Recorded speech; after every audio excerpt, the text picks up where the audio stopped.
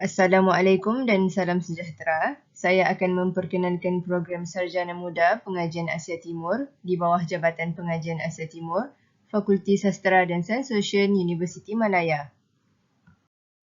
Berikut merupakan kandungan bagi slide ini, iaitu pengenalan jabatan, spesifikasi program, struktur kurikulum, beasiswa dan program outbound. Jabatan Pengajian Asia Timur Fakulti Sastera dan Sains Sosial Universiti Malaya adalah satu-satunya jabatan di Universiti Awam Malaysia yang menawarkan kursus pelbagai disiplin dan komprehensif mengenai China, Jepun dan Korea. Jabatan ini ditubuhkan atas kesedaran mengenai kepentingan wilayah Asia Timur secara politik, ekonomi dan sosial untuk Malaysia. Ia dimulakan dengan penubuhan program pengajian Jepun pada tahun 1993 dan kemudian diangkat menjadi jabatan pada tahun 1996.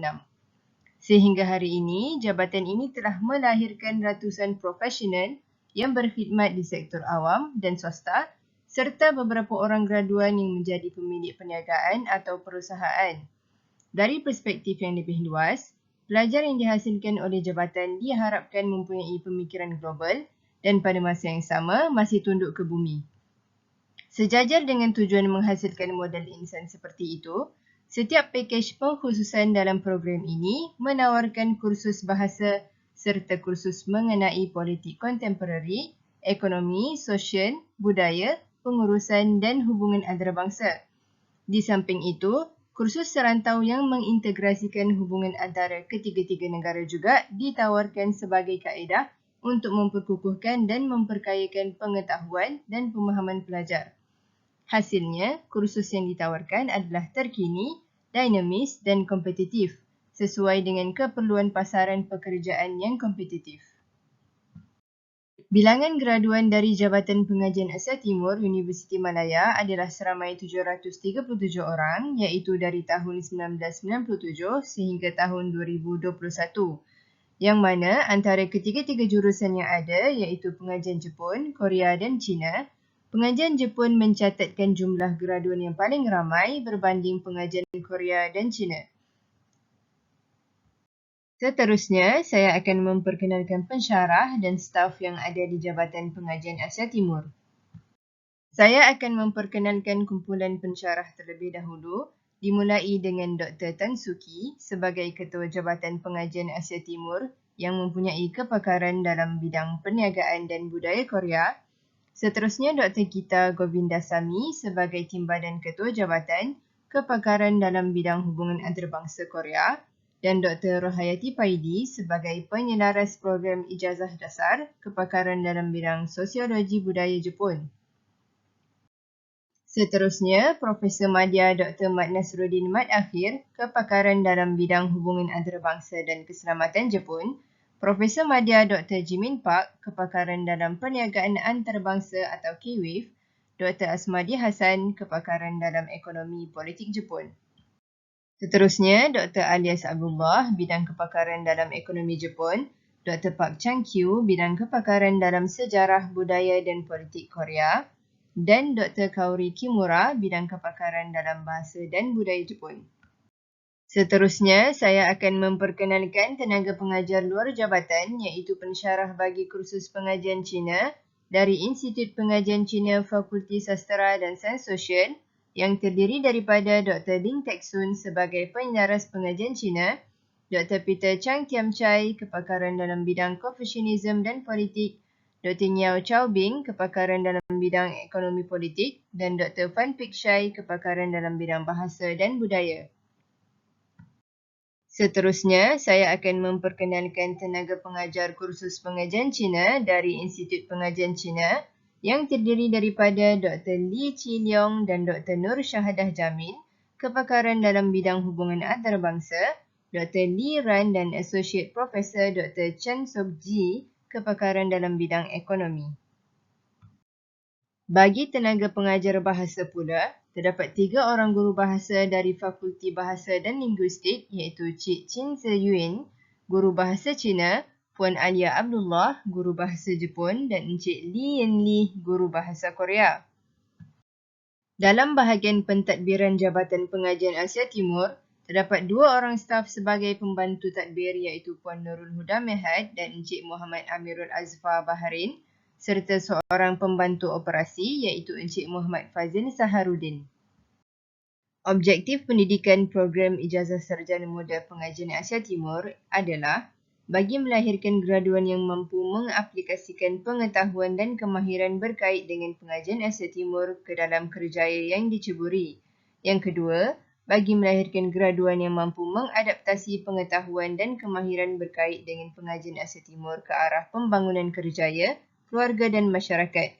Dan yang terakhir, bagi melahirkan graduan yang mampu mempamerkan ciri jati diri yang positif, beretika dan profesional yang menggambarkan nilai dan budaya negara Asia Timur yang dipelajarinya. Seterusnya, kita masuk ke bahagian struktur kurikulum. Pelajar yang mengikuti program pengajian Asia Timur dikehendaki mengambil beberapa kursus bagi memenuhi jumlah kredit sebanyak 122 kredit. Bagi kursus universiti, pelajar perlu mengambil 12 kredit iaitu bersamaan dengan 5 kursus universiti. Bagi kursus teras fakulti pula, sebanyak 4 kredit bersamaan dengan 2 kursus teras fakulti. Seterusnya, kursus teras program iaitu sebanyak 35 kredit bersamaan dengan 8 kursus dan 2 kursus daripada 8 kursus tersebut adalah tesis iaitu sebanyak 8 kredit dan latihan industri sebanyak 10 kredit.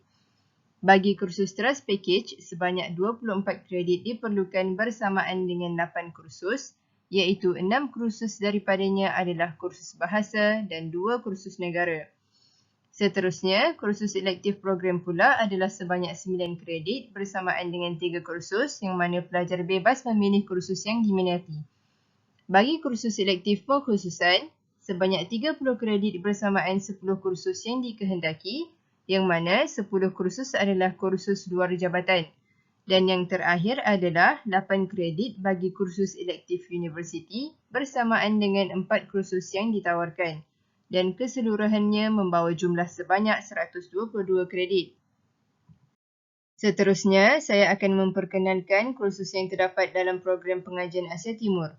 Bagi kursus teras yang mana sebanyak 35 kredit diperlukan, pelajar akan mengambil kursus-kursus berikut iaitu Asia Timur menerusi lensa digital, kaedah pendidikan untuk pengajian wilayah, hubungan antarabangsa Asia Timur, pembangunan ekonomi Asia Timur, isu-isu keselamatan Asia Timur, projek pendidikan, seminar penyelidikan dan latihan industri. Seterusnya, pelajar juga perlu mengambil kursus elektif sebanyak 9 kredit yang mana pelajar akan memilih 3 kursus daripada 48 kursus elektif program yang ditawarkan. Dan bagi kursus teras package, sebanyak 24 kredit iaitu 6 kursus bahasa, sama ada bahasa Cina, Jepun atau Korea yang diambil selama 6 semester. Dan 2 kursus lagi adalah kursus budaya dan masyarakat serta kursus ekonomi politik. Berikut merupakan kursus package di mana pelajar akan memilih satu sahaja daripada ketiga-tiga pengkhususan. Sekiranya pelajar memilih untuk mengambil teras pengkhususan pengajian Cina, kursus bahasa Cina 1 sehingga 6 wajib diambil selama 6 semester. Kursus budaya dan masyarakat Cina serta ekonomi politik Cina. Dan begitu jugalah sekiranya teras pengkhususan pengajian Jepun atau Korea dipilih. Berikut merupakan senarai 48 kursus elektif yang ditawarkan.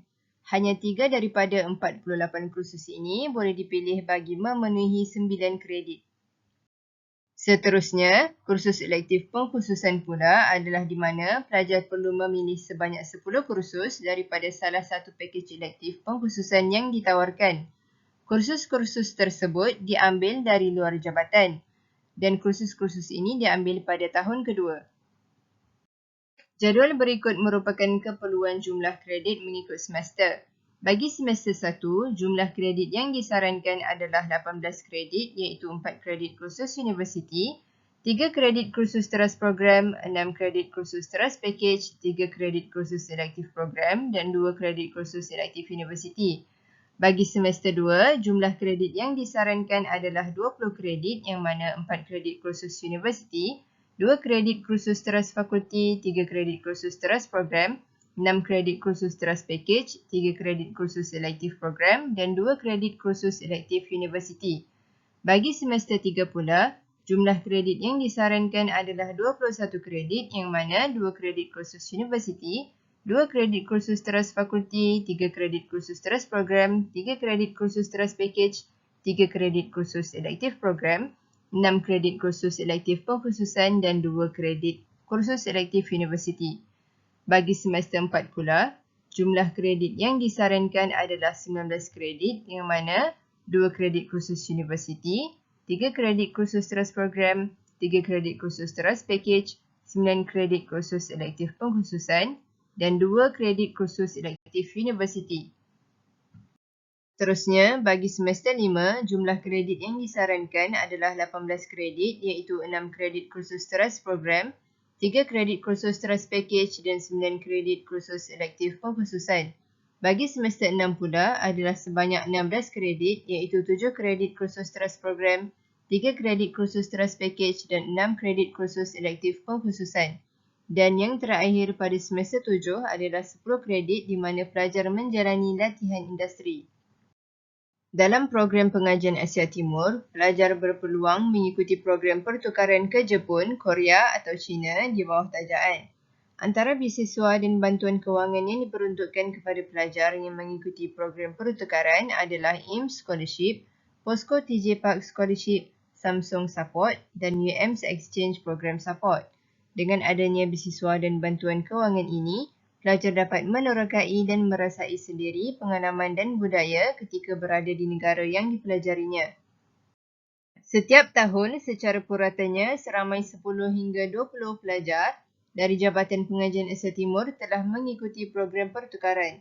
Antaranya adalah program pertukaran ke universiti di Korea Selatan iaitu Seoul National University, Yonsei University, Korea University, Sungkyukwon University, Sejong University, University of Seoul, Pukyong National University, Gyeongbuk National University dan Chonnam National University.